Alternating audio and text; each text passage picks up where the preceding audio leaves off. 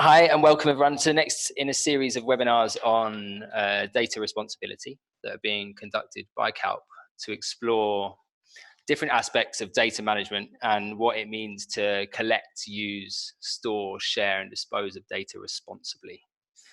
For those of you who are less familiar with CaLP, we are a membership network of over 80 organizations made up of NGOs, donors, UN agencies, Red Cross, Red Crescent movement actors, the private sector and independent specialists who are all working within the space of humanitarian cash and voucher assistance, or CVA as we call it.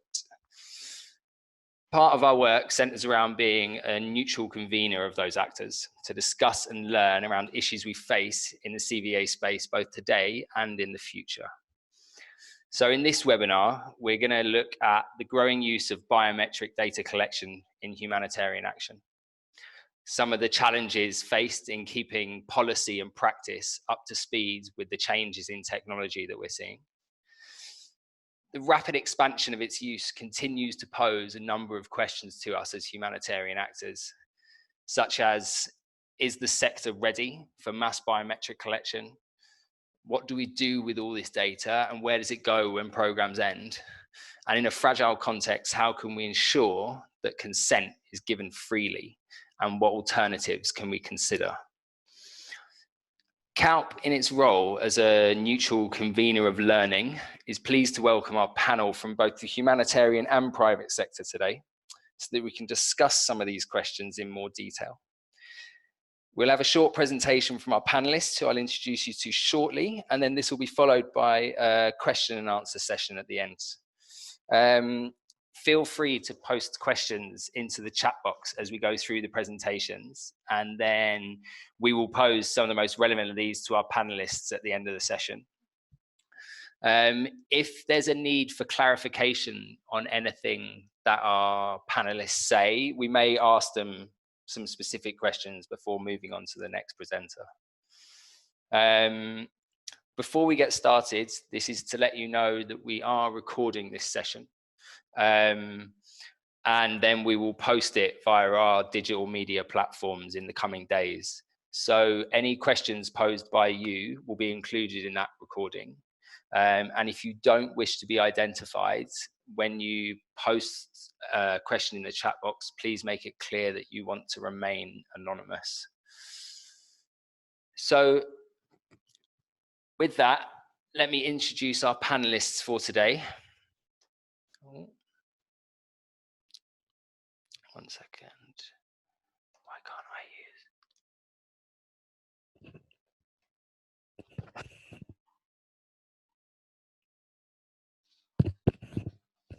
Hang on 1 second. Why don't I flip slides? Oh, there we go. So let me introduce our panelists for today. So myself, I'm Nicholas Nicol. I'm the regional representative for CaLP here in the Middle East, based out of Oman.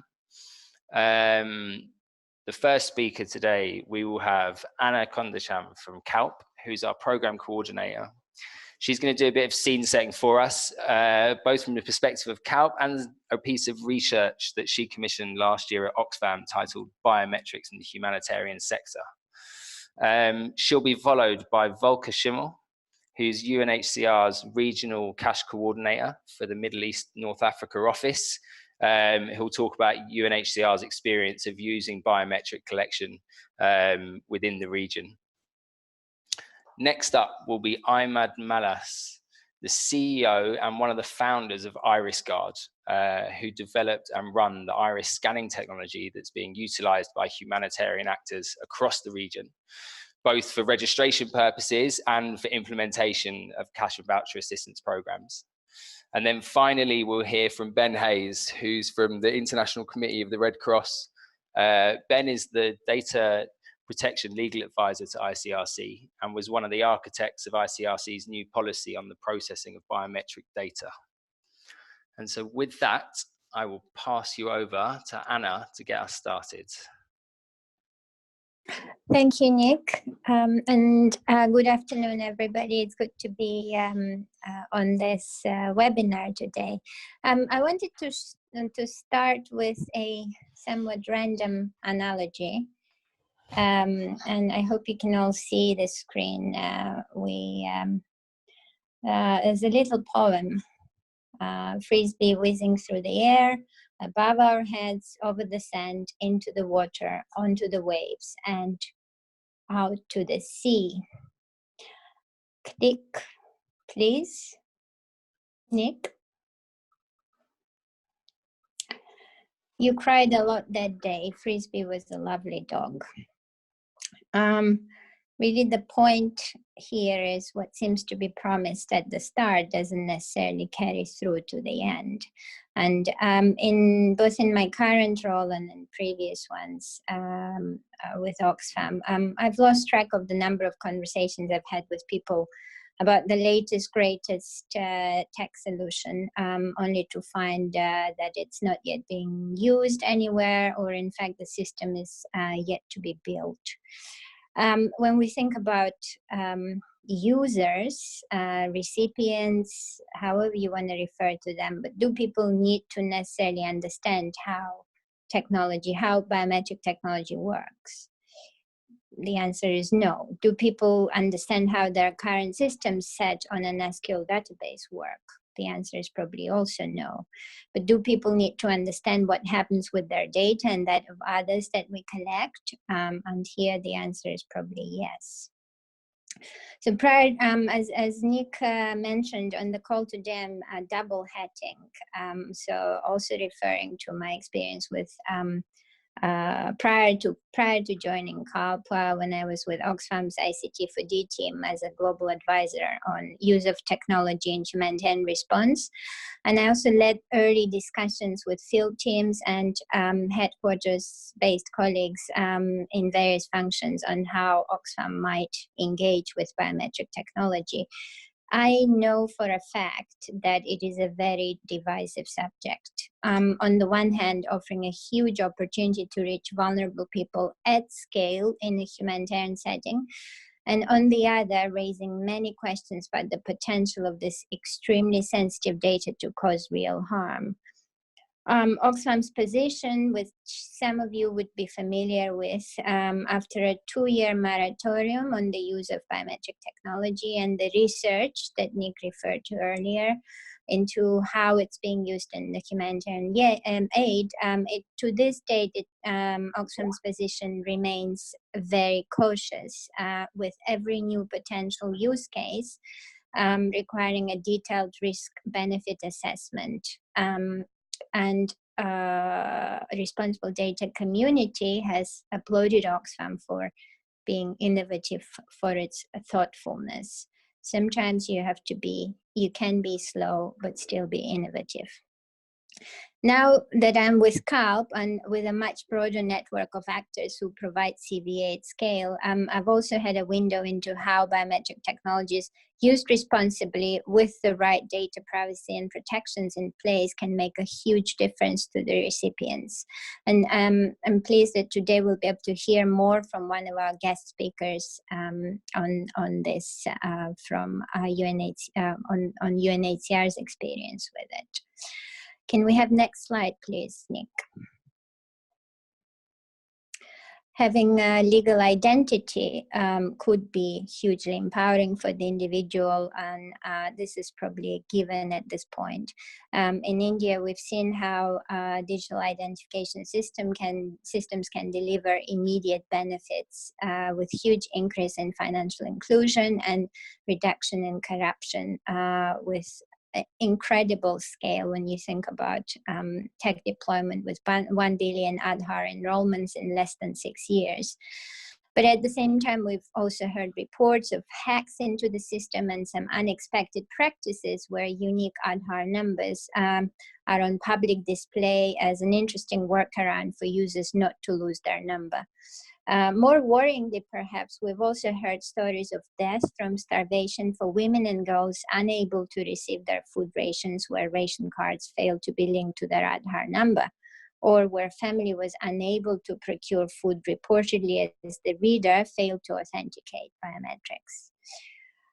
If we look at the picture on the right, it is in humanitarian settings, registering someone like Ahmed, who is pictured with his friends hunting for the internet at the Zaatari camp, provides access to services and a certain level of security, but at the same time, we have to remember that it constrains mobility and access to the internet, and therefore compromises agency, the capacity of somebody like Ahmed to act independently, which is taken away with the refugee registration. So there's some food for thought there, please. Next slide, if you don't mind, Nick. So I wanted to throw in this reminder and reshare the visual from Harvard Humanitarian Initiative, which illustrates, I feel, the challenge so well. Very often we start in the sector with a promise of technology. And quite a few years ago now, I remember feeling quite excited with Touch ID on my phone or an iris scan that allows me faster entry at the airport. But in both cases, this was my personal choice. There was no pressure. Whereas if I go to a beneficiary in Yemen, Ethiopia, you name it, and ask for their personal information and their biometric details, the power dynamic is very different. And often the implication is that if someone doesn't provide their information, they won't receive the support. This is, of course, not just biometric issue, but biometrics can throw up some new angles to this existing challenge. And the final slide, please. Thinking of this telescope, how do we flip the design of biometric or any other technology with individual agency, ownership, and privacy in mind? If we want vulnerable people to be front and center of what we're doing, then we need to start with considerations of their rights and then work backwards from there. And then the benefits, I hope, of the technology to both users and beneficiaries should be far greater when it's the final piece of the puzzle. And I conclude here, and thank you.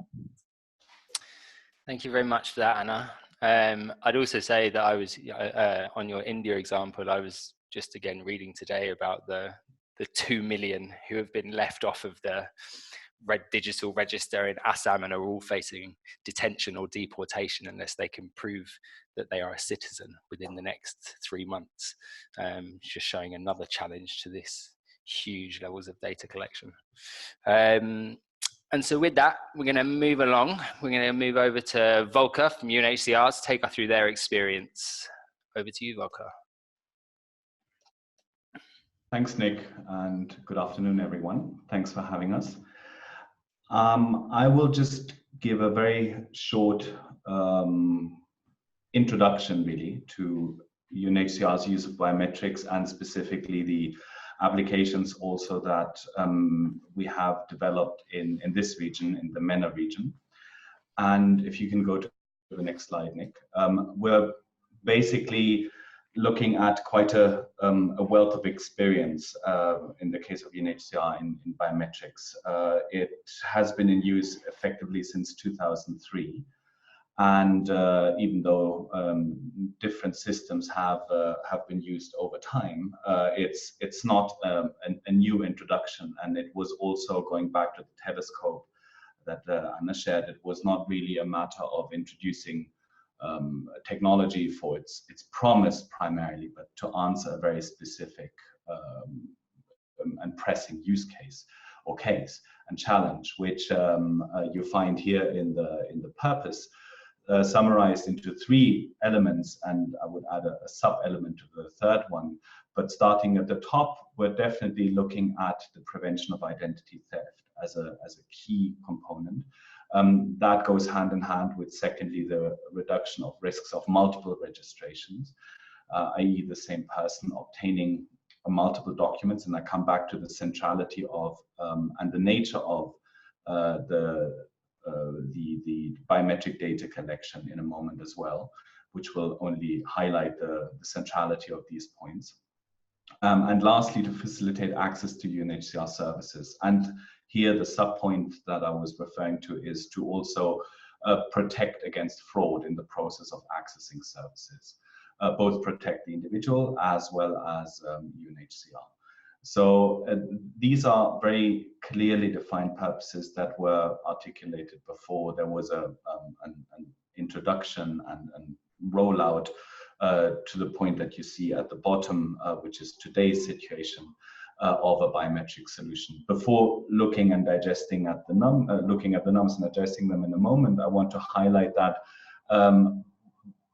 what UNHCR's primary entry point is for biometric systems, which is the registration and identity management dimension. So we're not looking at a functional use of biometrics, we're looking at a foundational registry, and that is directly resulting and related to legally valid documentation. So there is at least in some countries, by no means all countries that we're operating in, a key legal documentation requirement that we fulfill by way of our registration and along with it the biometrics. So this is why the purpose as outlined here is so central.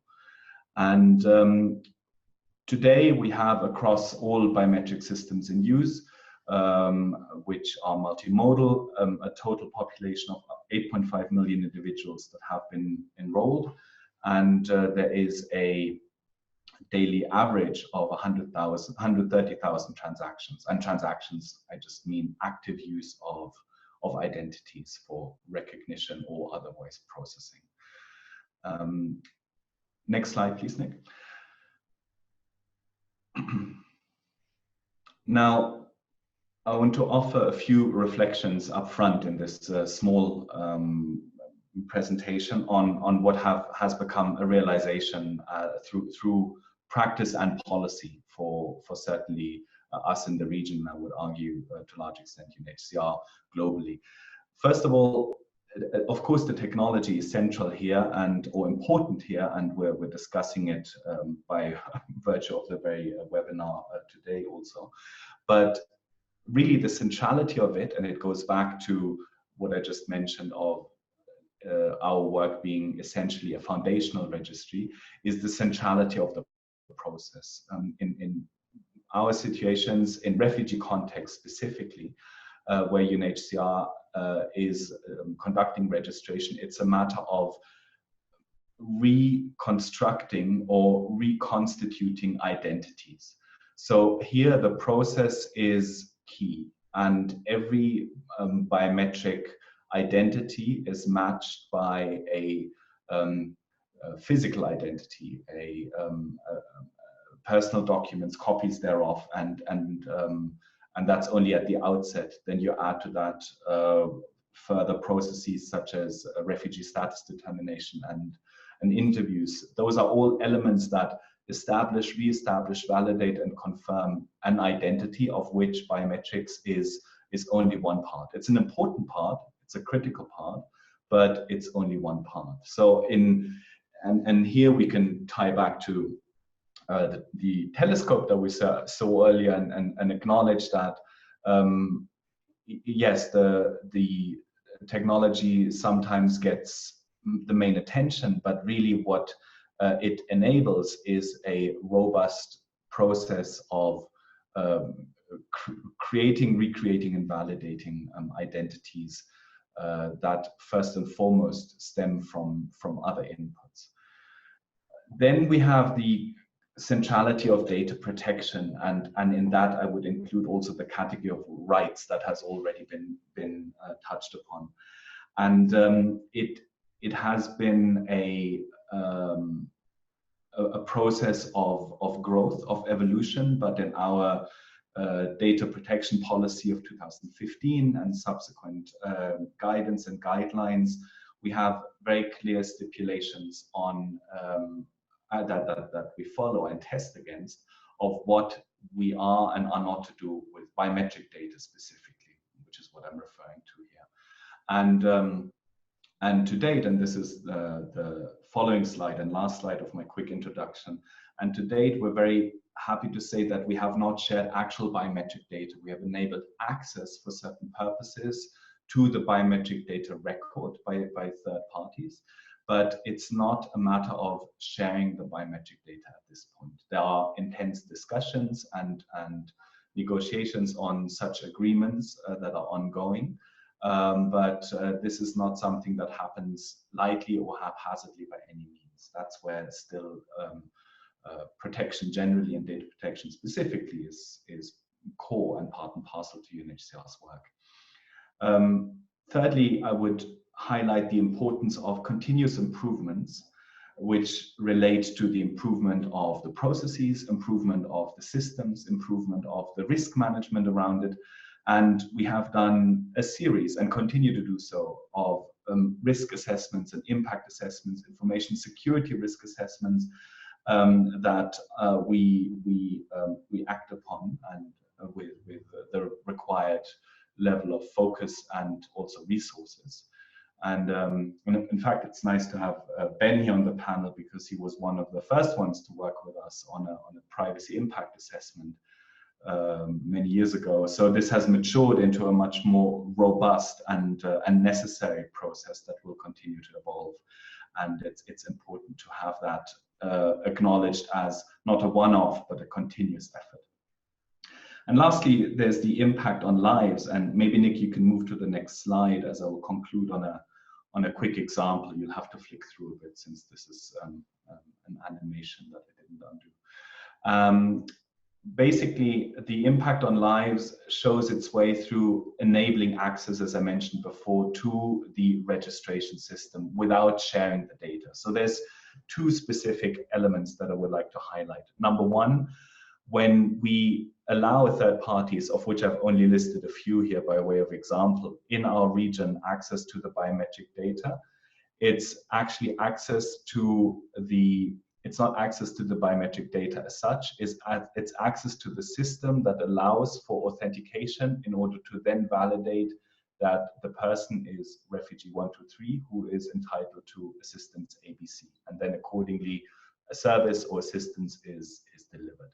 So what the system has allowed us effectively is to move away from data sharing, which we had in place, especially with financial service providers in the past, to data access. So in fact, it is thanks to a biometric integration based on the logic of data access that we have improved largely data protection on behalf of those who've entrusted us with their data. Secondly, and this is a specific example on the efficiency of the system, it would not have been possible without the setup to deliver what we managed to deliver 2 years ago in December, in fact, which was a last-minute donation, large scale of around about 30 million euros by a European donor towards winterization effort. And it came in around the 10th of December. And for those of you who work on budgets that budget years that mirror the calendar year, you immediately understand that it's a near impossible task to process. Yet, because of the integration that we had, we were able to process 30 million euros to the most needy populations in the region within just about 10 days. Without this system in place and the setup that we have developed over time, it would simply not have been possible to draw on the available funds and bring it to the people who need it the most. It would have had to remain untapped, essentially, as a resource. So there are huge advantages and gains, whilst we remain mindful and vigilant of the risks that always come with it as well. And I look forward to the other presentations and discussions. Back over to you, Nick. Thank you very much for that, Volker. I think it was interesting what you were saying there, because I think partly on our conversation that we had the other day, where we were talking about the kind of use case of this type of technology and of other technologies like blockchain and digital identity. It's a very interesting area and a very good use case of this type of stuff. And so with that, we are going to pass over to Imad from IrisGuard, who's going to take us through the kind of the techie side of their technology and some of their partnerships and use cases. Over to you, Imad. Thank you, Nick. Good afternoon, everyone. Thank you for having us. It's a great pleasure and honor to be speaking here with everyone. I would like to take you through some of the technology components that we have at IrisGuard that has been used by many humanitarian aid agencies, UNHCR and others. So the purpose of this is to just give a little bit more detail to what Volker has said. But prior to starting this, I'd like to confirm a few points that are very important. IrisGuard is a GDPR compliant company, and we do not handle or store any data of any party whatsoever.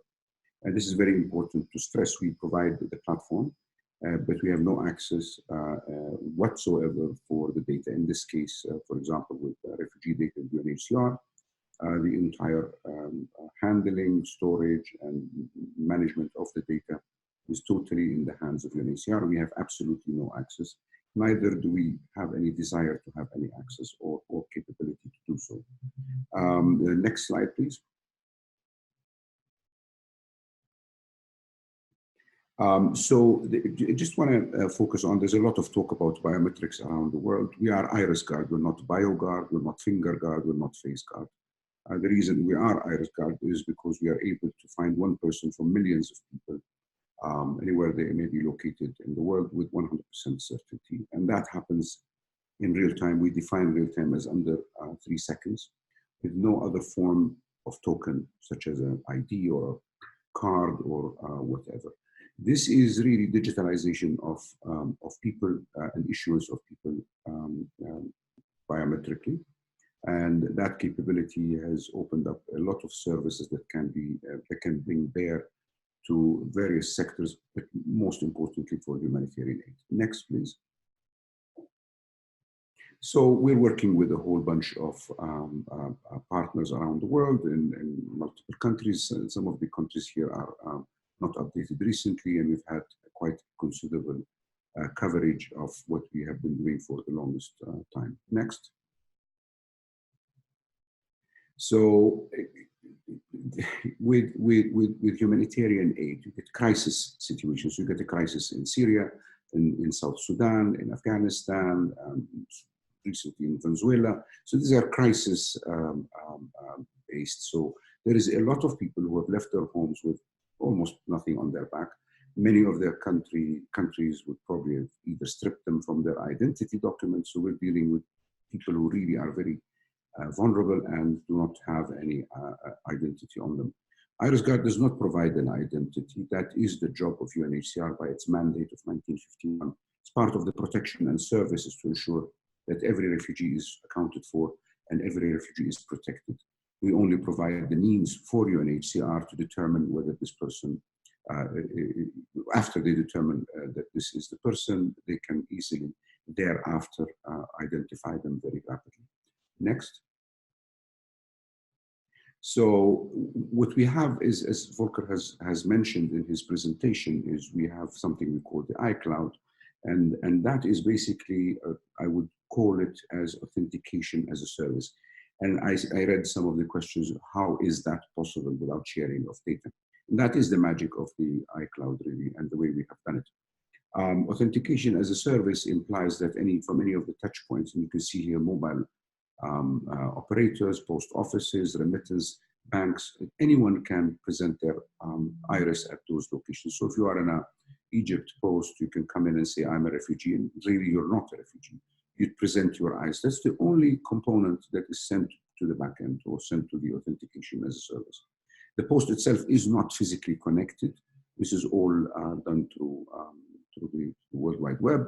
It is sent as a request with a pair of eyes or one eye, as the case may be. And then when received safely by UNHCR at their backend, then a match is attempted and a result is returned. Usually there's no PII. It is probably what is being returned is the case number only and no other information. Again, this is decided upon between UNHCR and their various iris consumers. We call them iris provider and the iris consumer. We like to call this a ping, an iris ping or a biometric ping. It just says whether this person is known to UNHCR or not, with a pre-agreed pre-identifier that's largely in the public domain, which is in general the case number of this person. So that could be from any touch point, and becomes very useful, as you can see, when you have post offices, mobile wallet operators, remittance banks. You can get the idea of how many services and touch points, and how that could make the lives of the vulnerable that little better. Next, please. So from our side, you can look at some of the numbers. The highest we've peaked with 45,000 transactions in one day. There's a lot of money that has been processed. Again, this involves financial transactions. You wouldn't find a biometric company that's willing to perform a financial transaction exclusively on the biometric itself. So they always either have a token or have further information, a telephone or what have you. These are totally 1 to million transactions, and these are functioning perfectly for the last 5 years now. Next slide. So what Volker was alluding to was having different consumers and different providers. So in this case, the WFP is one of the consumers of the authentication as a service, the iCloud of UNHCR. WFP are using the system to feed a lot of refugees in their own supermarkets, and they basically buy the food solely with their eyes. So this is one example that I give here. This is happening to the tune of about 250,000 transactions every month. So people are literally buying with their eyes. And by the way, it's being cleared on the blockchain, as we see on the next slide, please. So it's probably merged in here. I'm not sure about the order, but this is where the ATM machines are used by UNHCR to pay cash. That's called the Common Cash Facility. I think it's used by over 22 or 23 different agencies as a platform where a refugee, as you can see with the top left, this lady and her children, she's at a regular ATM. She looks into the camera and she gets whatever is rightfully hers. This protects her in the sense that if I was the person there with a bag of money and I'm going to give her the $100, I may give it to her in a less amount and pocket some. And that's happening quite a lot around the world. This is a machine, and her right is preserved and protected by her own eye. There is no intermediary, and there's a lot of dignity in here because she can walk in here anytime, day or night. This is a 24-hour 24/7 operation. No one really knows if this is a regular lady in this community or this is a refugee lady. Next slide. So we were talking about the blockchain. I'm sure you've heard about building blocks and what is happening. So I mentioned the supermarkets. We started by interfacing, of course, the supermarkets with the bank, but then WFP made an innovation called the building blocks, which is a open, secure ledger, a private permissioned Ethereum blockchain. And we just, the modules that we have in the iCloud, we can plug and play. So we plugged out the banking module and we plugged in the building blocks. So you can see from this receipt in front of you, and you can see that we purposefully write the right 10 digits of the hash of that specific transaction. This is not any information or key or anything like that. It's just the authentication hash, the right 10, because people are not used to the concept of a blockchain receipt. This is one. And as I mentioned, there's about 250,000 transactions taking place, feeding some 120,000 people in those camps. Now, for the refugee on the right-hand side, they don't really know that this is being done on a blockchain from a financial settlement. For them, it might as well have been, as it was, being cleared and the clearance in the bank. Next, please. So UN Women is now also members of using the blockchain, and this lady in the picture, or acting or lady, we don't know, is basically just got paid her salary from UN Women for serving in the camp. It was settled on another, it's the same blockchain with another smart contract in the back, again using the iris. Next, please. Okay, so this is interesting because this is the first, again, all of these are world first. This is the first ever a mobile wallet is being used, and the lady is pointing at this refugee, and she's through their wallet, which is Cash, and they have their wallet integrated with our system, and it picks up the iris of the refugee, and it prints a slip with the money, and she gives them the cash. Straightforward. This is really, very exciting, very easy. and gives access for refugees. Next, please. The Egypt Post is one of 3 post offices. Jordan Post and Lebanon Post also do the same. So people go to the refugees go to the post office and they get various services. In Egypt, they're getting cash. In Jordan and Lebanon, they're verifying their cards. Again, the post offices are really the best places for the unbanked around the world. We believe strongly at IrisGuard with the role that post offices around the world can play, especially that banks are not really focusing on unbanked people. Next. And I think that's my last slide. Okay, thank you. Thank you very much for that, Ahmad. Again, I think it's interesting you see yourself as not a provider of identity, but a provider of a platform that enables HCR to create identity and support the refugees in having a digital identity. I think we'll come back to a couple of questions about that when we get to the end.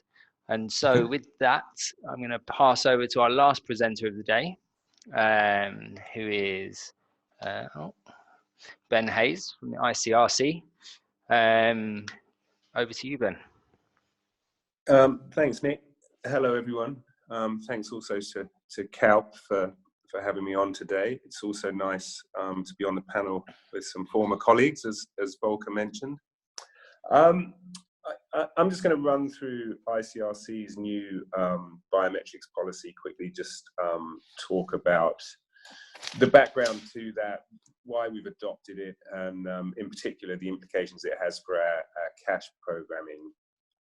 I'd also draw your attention to a longer blog that's on the ICRC Humanitarian Law and Policy website. So if you are interested in this topic, you can find out a bit more there. So the policy was actually requested by the Directorate early last year, so sort of February, March of 2018, and it was ultimately adopted by the ICRC Assembly a couple of months back in August. So it was a sort of year-and-a-half process. And the reason the Directorate asked, there were several reasons the Directorate asked for a specific policy on biometrics. One was because at the ICRC we've been doing a lot of work around digital risks and also sort of managing data protection challenges in humanitarian contexts. And it's also true that there was demand from within the organisation to use biometrics in a range of different contexts, including cash. So the DPO was asked in conjunction with all of the business units to that's the Data Protection Office, to look at the use cases and come up with a policy. And by way of background, you know, ICRC has actually been using biometrics for a long, long time in various forms. We've been putting fingerprints on the travel documents we issue, even though we don't put those fingerprints in a central database. We've been using DNA profiling to identify human remains and determine the fate of the missing. And, you know, these are activities that have been ongoing for a long time. We're also starting to look at the possibilities of biometrics in areas like facial recognition. The ICRC is home to the Central Tracing Agency, which has a mandate to again to trace missing persons and determine the fate of the missing. And obviously we're sitting on a huge amount of photographs of people who've been registered as missing, either with national societies or the ICRC itself. And you know, for anyone who watches the news, obviously facial recognition is a particularly controversial biometric application. While we're still only at the exploratory stage here at ICRC, the Directorate felt it was very important to set a policy framework that ensures that not just the data protection risk, but the reputational risks around biometrics can be properly managed. So what we did was essentially just do full consultation with all the business units within ICRC, all of the existing use cases and on all of the future use cases that were sort of planned or might be coming down the line. And we also sought the opinion of the ICRC's Independent Data Protection Control Commission. And we then embarked on a sort of fairly lengthy sort of risk assessment and data protection impact assessment, working through the use cases one by one. And we broadly followed the approach that's already set out in the ICRC Brussels Privacy Hub International Handbook on Data Protection in Humanitarian Action. And we were really looking at the challenges of both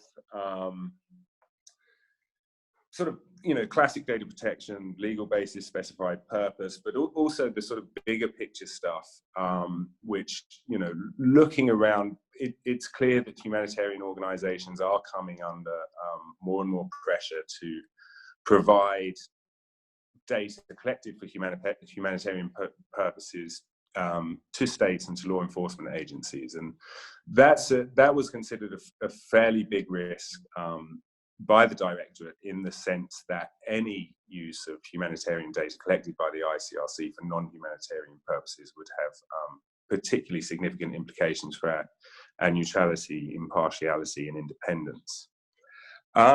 Equally challenging was identifying a legal or legitimate basis for processing, and I know this was something that Anna mentioned earlier, particularly the use of consent, but I'll broadly try and talk you through this quickly. So the ICRC policy is broadly aligned, data protection policy is broadly aligned to the GDPR, and specifies that we must have a legitimate basis for processing, or a legal basis. And one of those legitimate bases for the ICRC is the public interest in humanitarian organizations, in the ICRC in this case, fulfilling its mandate and providing humanitarian assistance. And what we found broadly was that wherever we're processing biometrics for a mandate-based activity, i.e. one that is set out in the statutes, the ICRC and the movement, we could rely on the public interest legal basis. So for things like DNA profiling, potentially the use of facial recognition technology, there was a clear legal basis there. With regard to consent, the ICRC has been essentially moving away from consent as a legal basis, but for precisely the reasons Anna mentioned at the beginning. You know, for consent to be fully informed and freely given sets quite a high bar, and it's quite clear for the ICRC that in many humanitarian contexts, consent is not going to be freely given. If your receipt of aid or humanitarian services is dependent on you providing data, you're just going to provide that data, and it's not really going to be a consent-based process because of the power relations in that.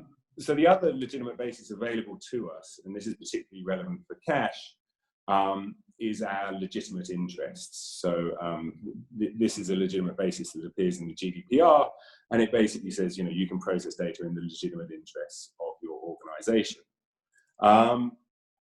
However, that legitimate basis requires us to do essentially a balancing test, as it does for the GDPR. So any data controller asserting that they are processing data in their legitimate interests has to ensure that those legitimate interests don't override the fundamental rights of the data subject. And to cut quite a sort of long story short, we determined that in the current context, you know, our interest in using biometrics for potentially for deduplication, anti-fraud, etc., did not justify at this time the creation of a central biometric database, which would have significant implications for both the individual privacy and data protection rights of the data subjects, but also, you know, pose significant challenges in terms of information security and data protection more broadly. Unlike UNHCR, the ICRC does not have a mandate to identify individuals. We're not in the business of providing individuals with a formal legal identity or anything like that. So we couldn't rely on the public interest, and we determined that you know, it wasn't in our legitimate interest to establish a biometric database. What does that mean for our cache programming? Essentially, what we came up with working with our economic security team, who were naturally keen to use biometrics for cash distributions and for beneficiary registration was that we can still use biometrics where they are issued on a token, but without a central database. So what that means is you come and get registered, you give, for example, a thumbprint, that goes on a token which is issued to you. When you return to collect your aid distribution, you can be checked. That biometric on the card can be checked to say that you are the individual to whom the card was issued.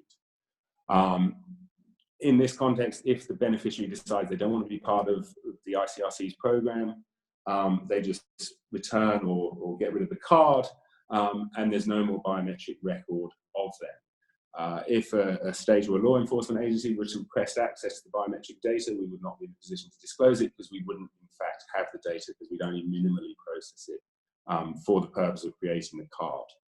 Obviously, that leaves some challenges in terms of deduplication, but those are challenges we're working to address using alternative methods. And I'll just conclude by running through what else is in the policy. It sets a pretty high bar in terms of the sort of the organizational, the technical measures that have to be in place before we deploy biometrics. So I should also have said we're also working with Red Rose. We're in the process of getting an on-premises installation of the Red Rose system, the ICRC cash programming can use, and we're also in discussions with them about how to make this token-based system work. The other thing that the policy requires is a high level of transparency towards data subjects. That is essentially borrowed from our data protection rules themselves. And it sets out the approved use cases and processing modalities that the ICRC has identified in the course of this exercise. Finally, we should also say that the policy is going to be kept under regular review. That was something requested by the Directorate. Obviously, the technology is fast changing. It may be that the assessment that we have made at present, that the challenge in protecting, in balancing individual rights with the legitimate interests of the ICRC will change in due course due to technological innovation, and the policy will be reviewed at least every 3 years to that end. And I'll stop there at this point and hand back to Nick.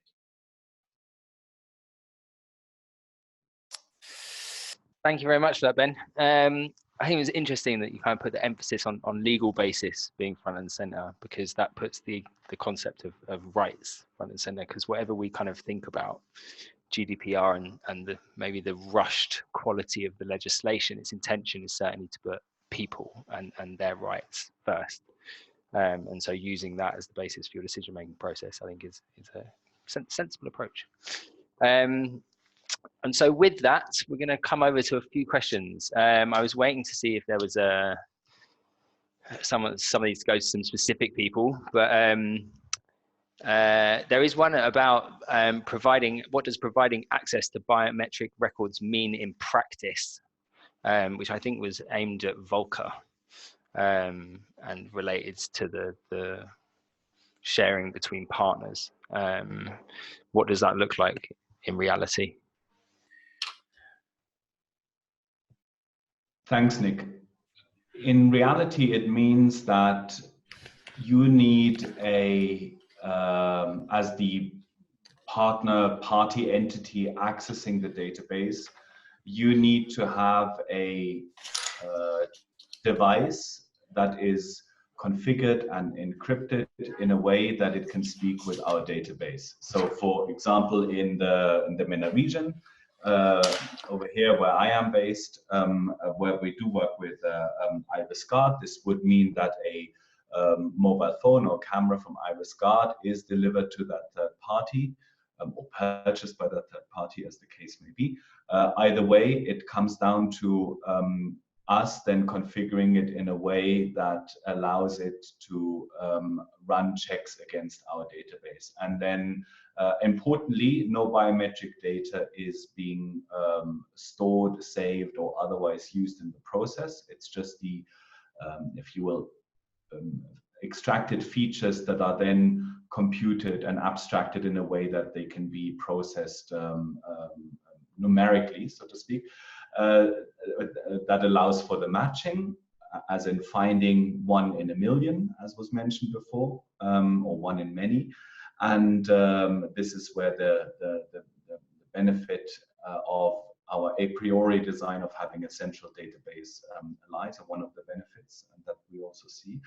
And then once there is an identity that was found, a response is sent with a unique identifier that pertains to that particular individual, that then can be used for onward processing by that partner. Now, I should add importantly that such a partner would not just get access because they knock on our doors and express interest. This would be part and parcel of either contract or memorandum of understanding or some sort of contractual / legal arrangement with very clear stipulations around data protection and purpose and onward use of the information.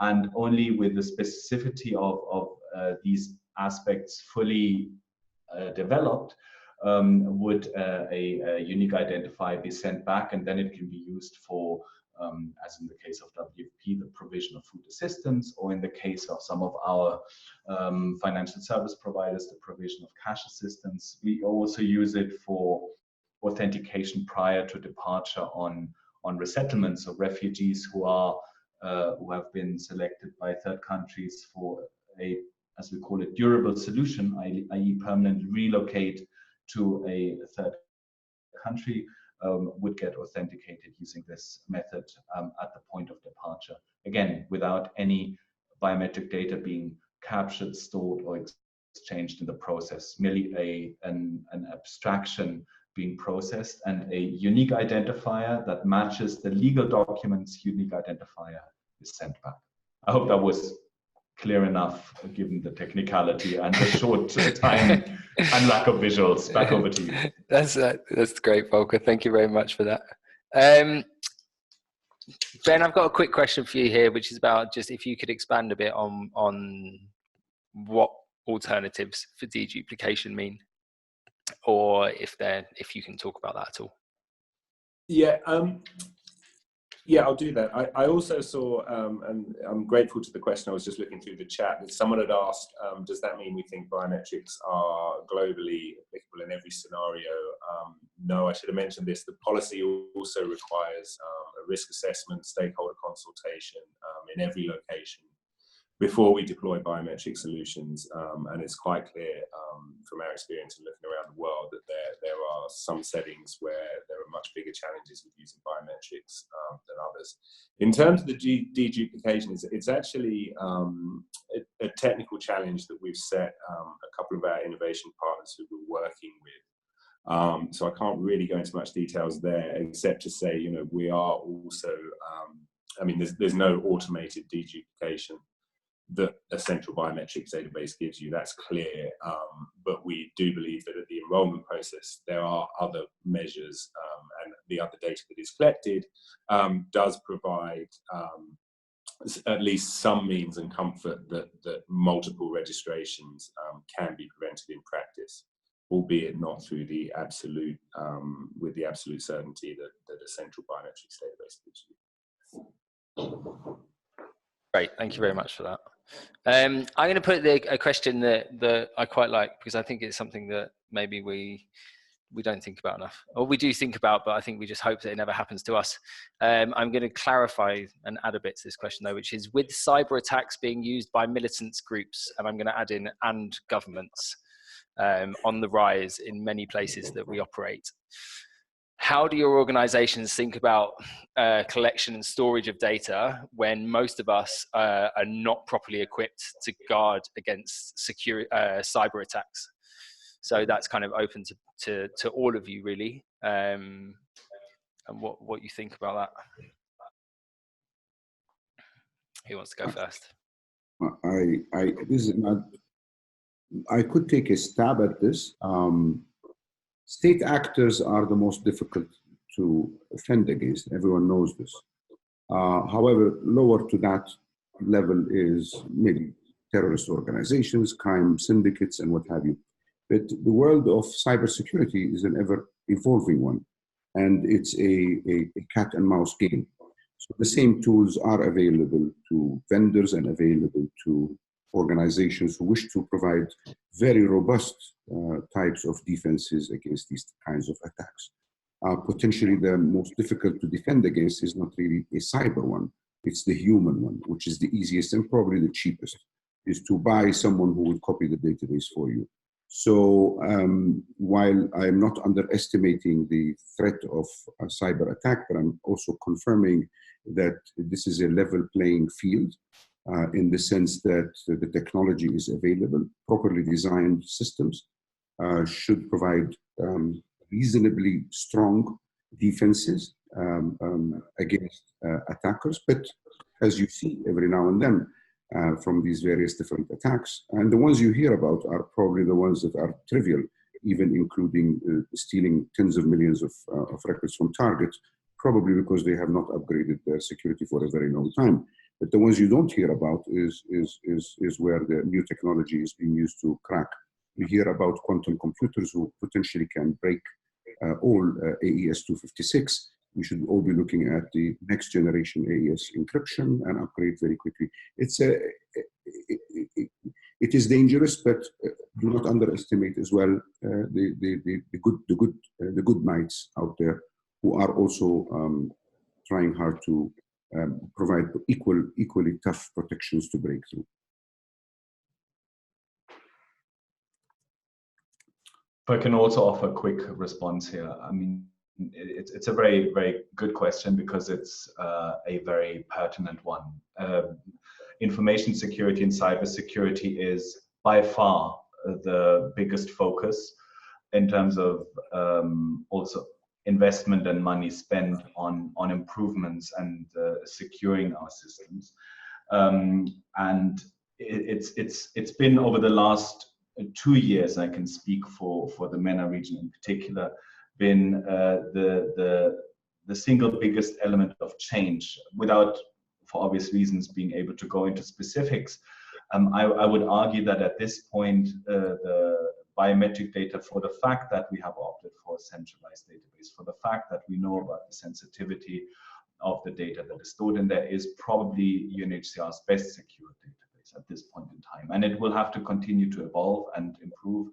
And this is what I mentioned before when I spoke about risk assessments and issues that move us into a space of ISO 27001 and similar tools where there is a lot of work needed everywhere across all of our organizations. So we have acknowledged that and invested accordingly and will continue to do so. It is the single biggest risk area that we have on our risk register and see for the foreseeable future.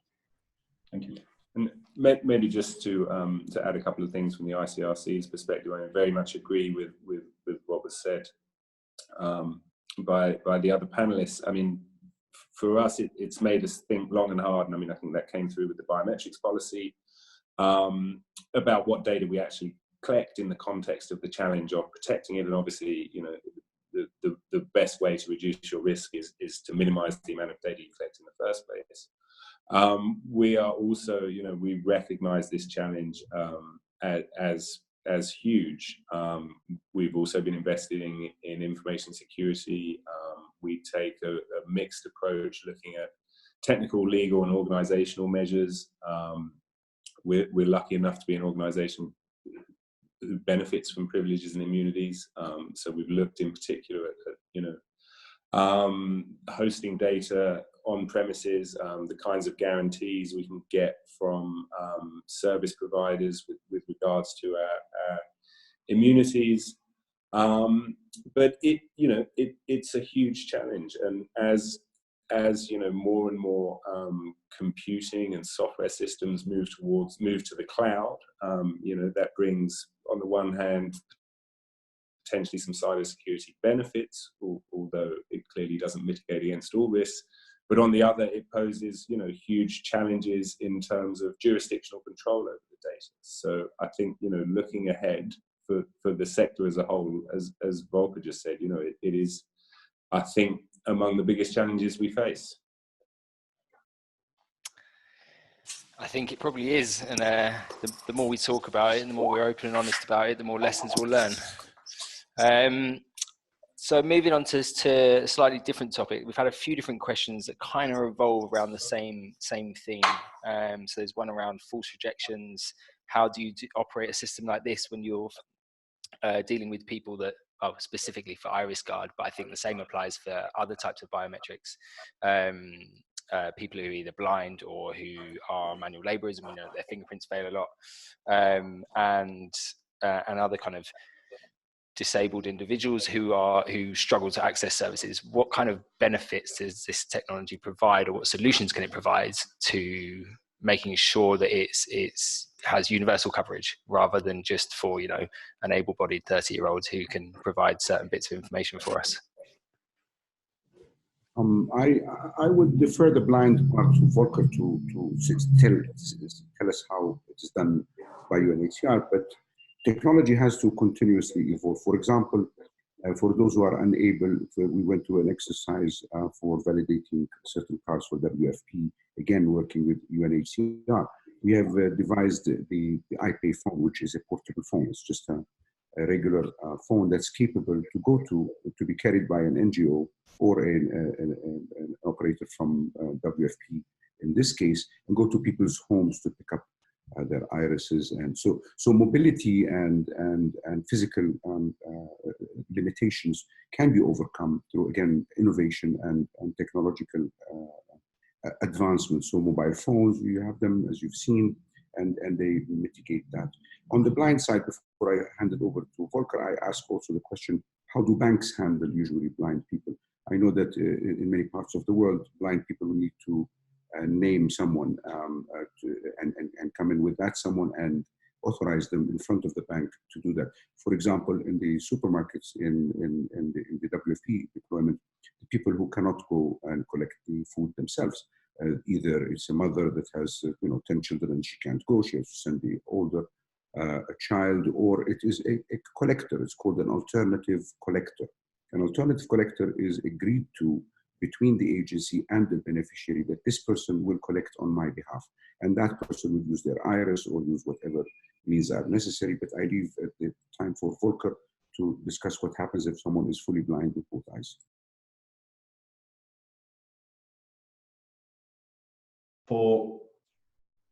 In the broader domain of registration, we have obviously biometric enrollment, but we also have something that we call documentary enrollment.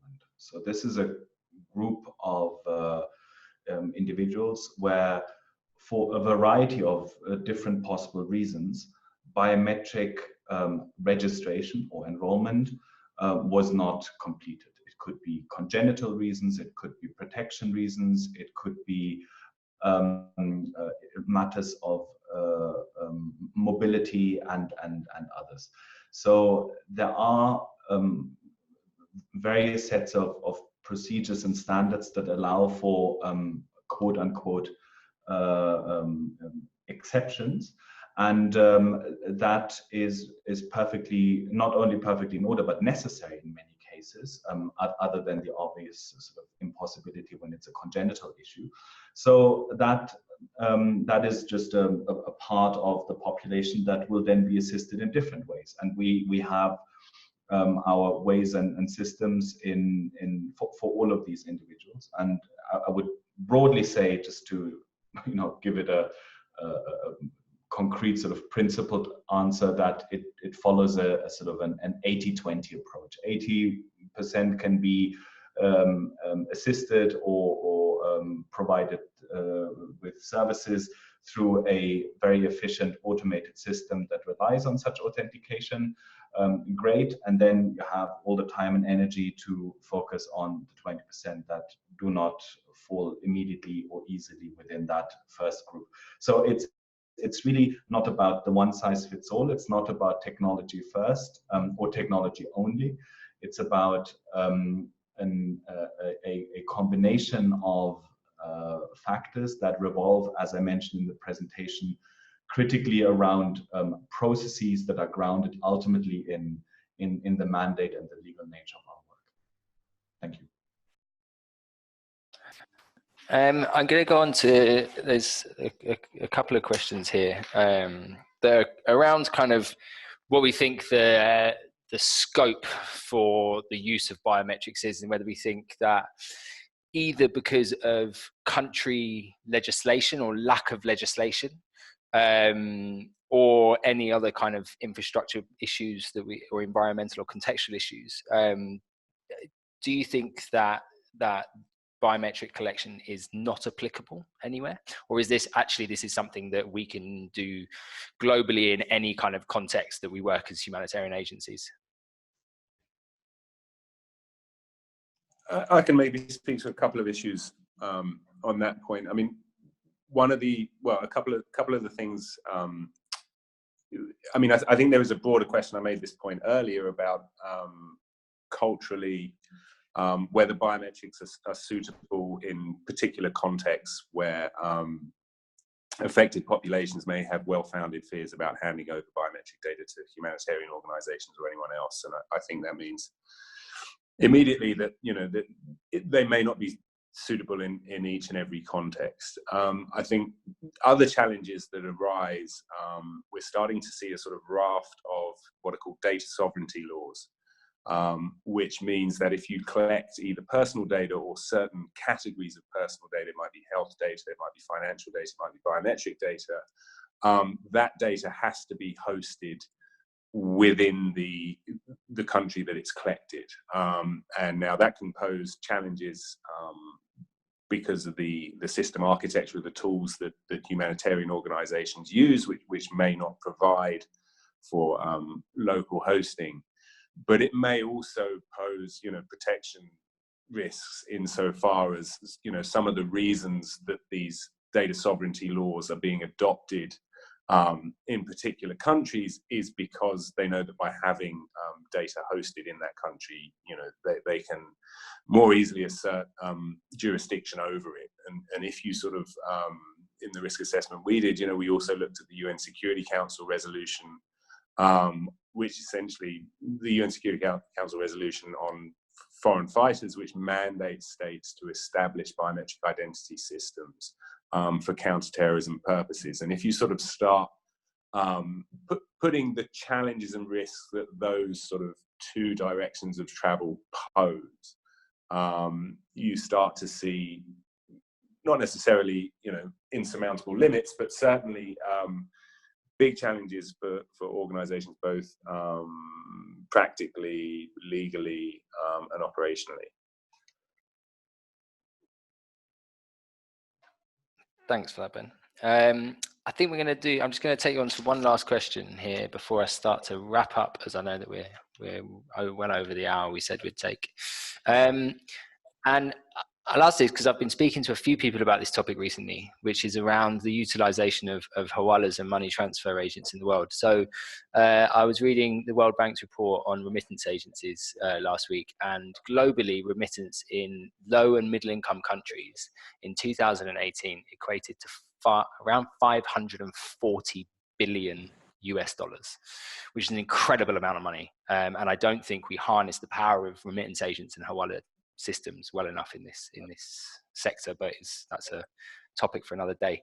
But do any of you, or do HCR or ICRC, have you ever utilized biometric systems for supporting validation and transactions within hawala networks or remittance agencies, or has the only use case been across kind of formal institutions of banks and post offices? To my knowledge, we have not, but I would have to check with my cash colleagues to be sure.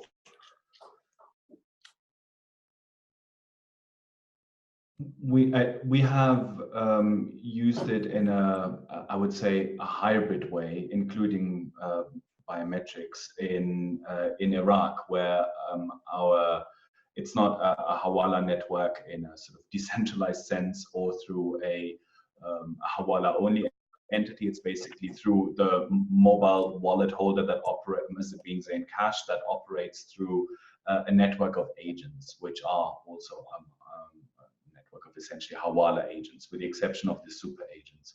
So this is where this is as far as we have gone in this region.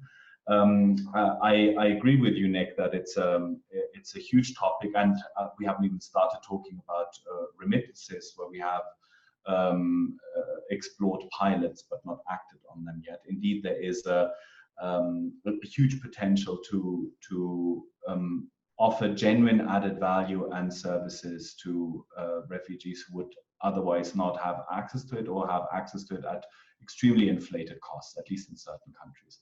Now, this is not only an access or biometrics issue. There's also a huge compliance dimension that comes with it.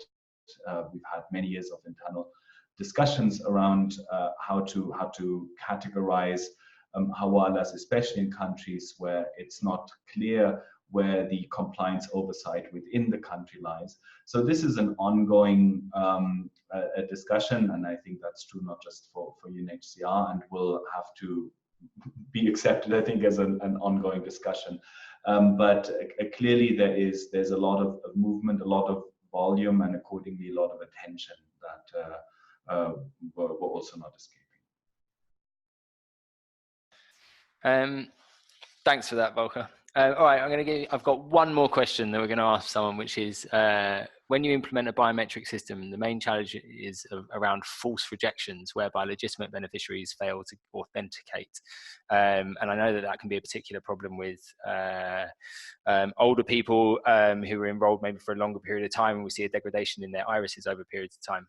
What do we do about those false rejections? And what's your way of dealing with that on a practical level?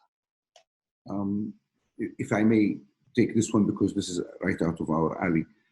Irises, just sorry, Nick, but irises don't age. That there was some reports that it was due to, it was revalidated later, it was due to pupil dilation that seemed like that the data wasn't as accurate as 5 years ago. We are certain and 100% sure that irises just simply don't age. We have people who are as young as a few years and as old as 103 during our time. False reject rate varies from one biometric to the other. So obviously a face will change by aging and by various environmental reasons. Also, the fingerprint will be worn out if the person is working in the field, to the tune of even inability to capture fingerprints of 20% plus of the population. Iris is protected behind the cornea, and therefore it doesn't matter what your environmental conditions are or your age to grab. And just going back a bit on the comment that Volker said about the 80-20, I don't want people to understand that 20% of people are not being enrolled. The number is minuscule, much lower. Especially that the enrollment is for both eyes, but the requirement is for one eye only. So even in the cases where a person has only one eye because the other one is damaged, we still can use these systems effectively. So on the false reject rate, the most effective, the most harmful for iris recognition is reflections from the direct sunlight. And we try to avoid operating in direct sunlight, shaded areas, and what have you. Other things include the dilation of the pupil, and we have patents registered to reduce the pupil by use of flash technology patented for iris guard. There are issues with people wearing different types of vanity contact lenses, looking off axis. We are aware of all of those, and we have countermeasures to insist that the person looks straight or has sufficient eye openness. There are many measures. However, it is very difficult with biometrics in general on false reject rate happening, but with iris recognition, it is the most, it is by far the most accurate false accept rate. Nothing comes near it.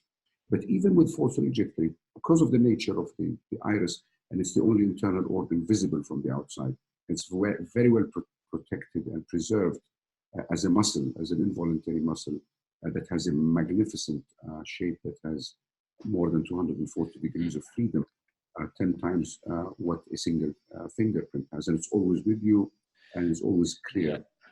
And we found that those are practical things. Thanks. Great, thanks for that, Ahmad. So I think we're going to wrap it up there. I think some of the big things I guess that I take away from this is that, you know, for both, especially the first and last of our presenters, is starting with rights in mind rather than looking for problems, looking for problems where we can utilize technology solutions that exist, and actually thinking about how we put affected populations front and center of our decision-making process, rather than getting overexcited about different types of technology and innovation that are coming into the sector. And you know, and Ben's point around using a legal basis for that decision-making process, I think is really important. Additionally, on the other side, I think, you know, the UNHCR's use case of digital identity is a very interesting one. I know it's one that we talk a lot about when we get into the discussion around utilizing blockchain. So in the presentation today, we saw it being used partly and directly for cash distributions. I think sometimes it can be argued maybe that isn't the greatest use case, but when you're looking at digital identity and creating digital identities for people, both biometrics and blockchains do have a very important role to play. But that, as our panelists mentioned, this is then definitely a continuous learning process, and that we have to constantly be reevaluating the risks and the impact of us using these types of technologies in our day-to-day work. And I thought also, and I hadn't really thought about the implications of this, was that the difference in mandate of different organizations under different legal frameworks actually creates very different viewpoints to how we use this type of technology. And I think you see that quite in quite contrast between the ICRC and UNHCR. And so I think the biggest question for this is that how do we continue to harness the power of this technology? And manage the risks that come with that, because I think we can, the potential for good is quite phenomenal, but we just have to be wary of charging into it. So thank you very much to all of our panelists. Very pleased to have you all today, and to all of our listeners. I think we had a good high number in our audience today, and thank you for all of your questions. Just to say that carrying on in this theme, tomorrow actually we will have another webinar being hosted by CaLP. This time it will be around organizational readiness for responsible data, and that will be run tomorrow at 4 p.m. UK time, and you should be able to find all the information on CaLP's website, and no doubt it will go out on our LinkedIn profiles, social media profiles, and the D groups as well. Thank you very much, everyone. I hope you have a nice afternoon, and we'll hope to see you again soon. Thank you. Thanks all.